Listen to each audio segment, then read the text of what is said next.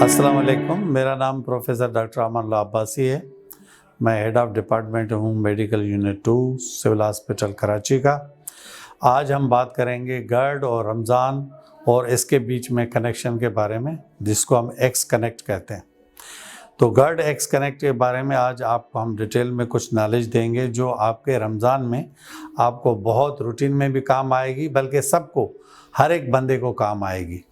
इसके लिए हम शुरुआत यहाँ से करेंगे कि गर्ड का मतलब है गैस्ट्रो इसोफेजियल रिफ्लक्स डिजीज़, यानी जो आपके मैदे में तेज़ाबियत है वो आपके खाने की नलकी के थ्रू आपके मुंह तक आ जाए।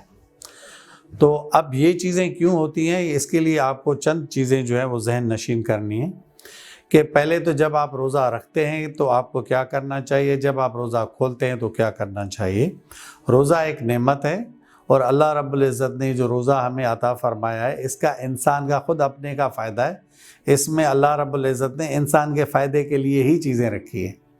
तो इसमें हमें ये किफ़ायत शुमारी आ जाए कि आपको बहुत कम खाना है, तामुल मिजाजी से काम लेना है, सब्र करना है, क्योंकि इफ्तार में इंसानों से सब्र नहीं होता। कोई जम के खाता है तो कोई टूट के खाता है। तो ओवर ईटिंग जो है, जब आप ज़्यादा खा जाएंगे तो मैदा जब फुल भर जाएगा तो आपका वो रिफ्लेक्ट होगा आपके खाने की नलकी के थ्रू आपके मुंह तक। तो पहला, जब आप इफ्तार कर रहेंगे तो आप इतना कोई टूट के भी नहीं खाएंगे, आप आहिस्ता आहिस्ता खाएंगे और चंद चीज़ें ऐसी जिनमें एसिडिटी ज़्यादा है उनसे आपको अवॉइड करना है। यानी एसिडिटी का मतलब ये है, जैसे कुछ लोग होते हैं जैसे जो आपके फूड हैं जिनमें घी ज़्यादा हो, फॉर एग्ज़ाम्पल समोसे हैं, पकोड़े हैं, अचार है, चटनी है, अब ये सारे एसिडिक कंपाउंड्स है, या बोतल है।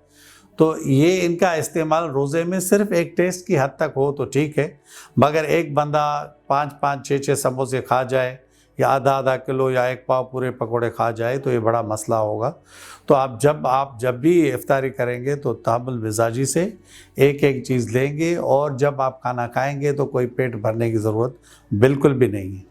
और जब आप ज़ाहिर है जब आप इफ्तार करेंगे तो आप फिर जाएंगे फ़ौरन इशा की नमाज और तरावी के लिए, तो आपका खाने और आपके उस तरावी में कम से कम 2 से 2.5 या 3 घंटे का वक्फा होना चाहिए।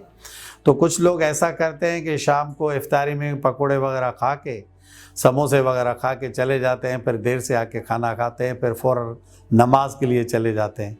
तो पेट भरे से अगर आप नमाज में जाएंगे तो फिर आपके रिफ्लेक्ट सिम्टम फिर दोबारा होंगे।